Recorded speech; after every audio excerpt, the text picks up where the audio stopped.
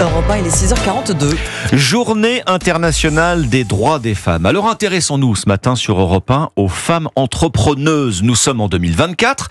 Y a-t-il encore, oui ou non, des barrières aujourd'hui lorsqu'on est une femme et que l'on souhaite monter une entreprise, devenir sa propre patronne? Et on vous invite, votre invité Alexandre Lemaire, c'est Fanny Jérôme, directrice générale adjointe de France Active, réseau de financement et d'accompagnement des entreprises. Bonjour Fanny Jérôme. Bonjour. Avec votre réseau France Active, vous avez un poste d'observation privilégié, pour nous le dire. Il se porte comment aujourd'hui, l'entrepreneuriat au féminin? Est-ce que c'est moins difficile de devenir patronne en 2024? Alors, peut-être dire qu'aujourd'hui, en France, on a une très belle dynamique de création d'entreprises. On a eu un petit coup d'arrêt avec le Covid. Ça a beaucoup repris juste après le confinement. Et on a un premier tassement en 2023. Donc, on est dans ce contexte-là. L'entrepreneuriat par les femmes, c'est 30% de la création d'entreprises en France. Il y a encore une place à prendre. Il y a encore de la marge pour atteindre la parité, si c'est l'objectif. Voilà. Pour autant, quand on voit les résultats de l'étude qu'on vient de mener, on voit que les femmes sont beaucoup plus motivées que les hommes à créer, et ça, c'est très nouveau. Alors, comment vous l'expliquez dans ce contexte économique qui est difficile pour tout le monde? Pourquoi les femmes plus motivées que les hommes? La première motivation qui est donnée par les femmes qui souhaitent créer, c'est de gagner plus d'argent. Et ça, c'est la première fois qu'on a un retour aussi fort sur cette motivation. Pour vous donner un ordre d'idée, quand on leur avait posé la question il y a 4 ans, seulement 20% avaient parlé de gagner plus d'argent et elles sont 54% aujourd'hui. Faut-il en être étonné lorsqu'on voit l'écart salarial qui persiste aujourd'hui en 2024 entre les femmes et les hommes? C'est difficile de leur reprocher de vouloir gagner plus d'argent. Alors oui, en sachant que dans la création d'entreprises, la particularité, certes les femmes représentent 30%, mais elles sont beaucoup plus présentes dans des petites entreprises que dans des grandes entreprises. Et donc les écarts de salaire sont forcément liés aussi à la taille de la structure. Alors, je parlais de poste d'observation, vous agissez aussi pour encourager justement les femmes entrepreneuses à se lancer, puisque un projet sur 2 qui est mené par des femmes, projet de création d'entreprise, c'est vous qui le financez, France Active. Oui, nous on se porte garant, c'est-à-dire qu'on va faciliter l'accès au crédit bancaire en prenant une partie du risque aux côtés des femmes qui souhaitent entreprendre. Et on a pour ça une garantie qu'on appelle la garantie égalité femmes et qui permet aux femmes de se lancer en toute sécurité. Donc ça fonctionne comment très concrètement? On vient s'adresser à vous? Voilà, quand le projet est abouti et qu'on est en recherche de financement, on vient nous voir. Nous, on va évaluer en fait avec la porteuse de projet l'ensemble de ses besoins d'investissement, ses besoins de trésorerie. Et puis, on va lui chercher les bons financements, on va faire le lien avec la banque et on va se porter garant.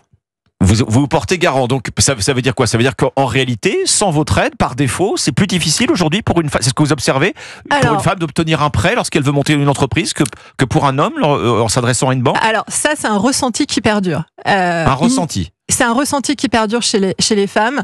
Il n'y a plus vraiment d'écart de traitement quand on veut créer son entreprise et accéder au crédit bancaire.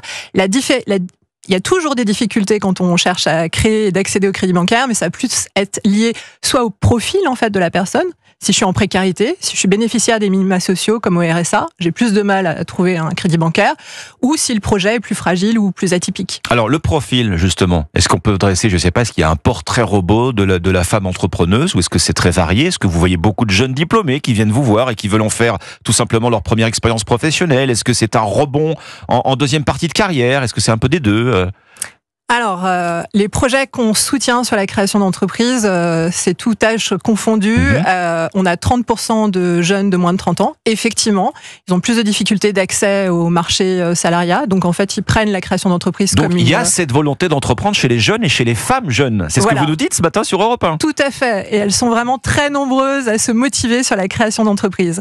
Après, il y a des particularités hommes-femmes dans la création d'entreprises. Elles sont plus présentes dans certains secteurs d'activité, la santé notamment, services à domicile, commerce, restauration, et elles vont être moins présentes sur l'industrie ou l'artisanat. Elles sont plus nombreuses à souhaiter se faire accompagner. Ça, c'est une vraie différence homme-femme. C'est-à-dire que les femmes, elles n'ont pas de problème à se faire former, à se faire conseiller, à utiliser leurs proches pour tester leurs idées, pour chercher une garantie. C'est pour ça qu'elles sont nombreuses à venir chez France Active. Donc, elles ont un côté finalement plus sécuritaire, plus accompagnant. Et il y a un point qui est sans doute moins positif, c'est que les femmes ont des projets plus petits que ceux des hommes. Moins ambitieux ? Ça a toujours été. Oui, quand on regarde, alors nous, on est un financier pieds. Donc elles avancent plus sur la pointe des pieds. Voilà, le plan de financement moyen qu'on a est de 85 000 euros chez un homme et 72 000 chez une femme. Donc et cet écart. Oui, donc en moyenne, si on parle en moyenne, ça fait un gros écart. Ouais. Ça fait un gros écart. Ouais. On a un vrai écart homme-femme. Et les femmes, oui, elles présentent des projets moins ambitieux. Elles sont plus dans une progression finalement de leur création d'entreprise. Cela étant, c'est pas forcément un gage de sécurité. Fanny Jérôme, puisqu'on parle d'ambition, est-ce que la vie de famille est encore un frein aujourd'hui pour une femme qui souhaite entreprendre ? Est-ce que, je sais pas, réussir à la tête d'une entreprise quand on est une femme, ça veut dire renoncer à avoir des enfants ? Encore aujourd'hui en 2024 ? C'est une question qu'on nous pose souvent et c'est pas ce qu'on constate. On a même beaucoup de femmes finalement qui créent après leur premier enfant, sans doute parce qu'elles y voient aussi l'opportunité de gérer autrement leur temps. Je vous demande ça parce que je rebondis sur votre baromètre qui nous révèle aussi que 38% des femmes pensent qu'elles osent moins mettre de côté la vie de famille que les hommes. Ça veut dire quelque chose, ça, quand même. Mais oui, je suis d'accord avec vous. Les femmes continuent de porter une large part. Pour autant, elles vont. Ça va pas être un frein qu'elles expriment pour la création d'entreprises. Certaines le voient comme une liberté de temps, une liberté d'action. Les femmes entreprennent, en tout cas c'est ce que vous constatez tous les jours à la tête de France Active, votre réseau de financement et d'accompagnement des entreprises, et puis vous portez, il faut le rappeler, 50% des projets de création d'entreprises par des femmes en France. Merci à vous Fanny Jérôme, beaucoup, directrice générale adjointe de France Active ce matin sur Europe 1. C'était